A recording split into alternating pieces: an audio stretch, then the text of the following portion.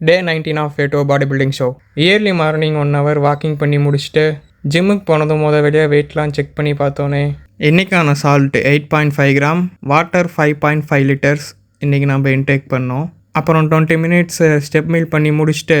டெய்லியும் பண்ணுற apps work அவுட்டெல்லாம் பண்ணி முடிச்சுட்டு கையோட எலிப்டிக்கல் ஒரு 15 மினிட்ஸ் பண்ணதும் என்னோடய first meal 5 egg whites 1 whole egg அதை சாப்பிட்டு முடிச்சுட்டு இன்றைக்கி நம்ம ட்ரைன் பண்ண போகிறது ஹாம்ஸ்ட்ரிங். அதில் ஃபஸ்ட்டு வேரியேஷனாக லையிங் லெக்கல் ட்ராப் செட் பண்ணி முடிச்சுட்டு அடுத்து இருக்க எல்லா வேரியேஷன்லையும் ட்ராப் செட் பண்ணி முடித்ததும் ட்ரெட்மில் ஒரு 20 மினிட்ஸ் பண்ணி முடிச்சுட்டு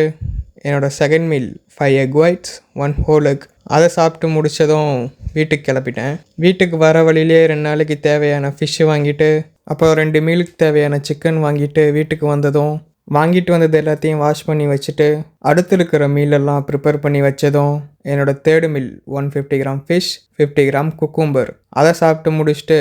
பொறுமையாக ஜிம்முக்கு போனதும் ரிமைனிங் இருக்க கார்டியோ செஷனில் ட்ரெட்மில் ஒரு 40 மினிட்ஸ் பண்ணி முடிச்சுட்டு கையோட எலிப்டிக்கல் ஒரு 50 மினிட்ஸ் பண்ணி முடித்ததும் இன்றைக்கான கார்டியோ செஷனை கம்ப்ளீட் பண்ணிவிட்டு என்னோடய ஒர்க் டைமுக்கு போயிட்டேன். என்னோடய ஒர்க் டைமில் என்னோடய அடுத்த 2 மீலை குக் பண்ணி வச்சுட்டு டைம் கிடைக்கிறப்போ என்னோடய அடுத்த 2 meal 150 gram chicken 50 gram beans அதை சாப்பிட்டு முடிச்சுட்டு என்னோடய ஒர்க் டைம்லாம் முடிஞ்சதும் வீட்டுக்கு வந்துட்டு அடுத்த ஒரு வாரத்துக்கு தேவையான முட்டையை வாங்கி வச்சுட்டு